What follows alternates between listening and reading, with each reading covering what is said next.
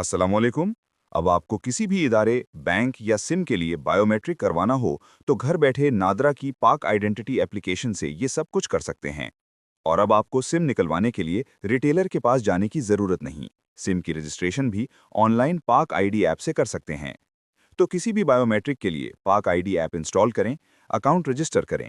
अगर अकाउंट पहले से रजिस्टर नहीं है, तो डिस्क्रिप्शन में वीडियो का लिंक दिया गया है, उसे देखकर पाक आईडी पर अकाउंट बनाएं। फिर लॉगिन करें। लॉगिन के बाद आपके सामने बहुत सारे ऑप्शंस शो हो जाएंगे। थोड़ा सा स्क्रॉल डाउन करते ही बायोमेट्रिक अटेस्टेशन में MVBS के ऑप्शन पर क्लिक करें। अगर आप अपनी बायोमेट्रिक करना चाहते हैं तो माई सेल्फ पर क्लिक करें, और अगर फैमिली में से किसी की करना चाहते हैं तो सेकंड ऑप्शन पर क्लिक करें। यहाँ आप फेस वेरिफिकेशन करें। आप फ्रंट कैमरा से भी कर सकते हैं और बैक कैमरा से भी। सिलेक्ट करने के बाद अपनी सेल्फी लें, उसके बाद अपनी फिंगरप्रिंट वेरिफिकेशन करें। फिंगरप्रिंट वेरिफिकेशन के बाद ये पेज ओपन हो जाएगा।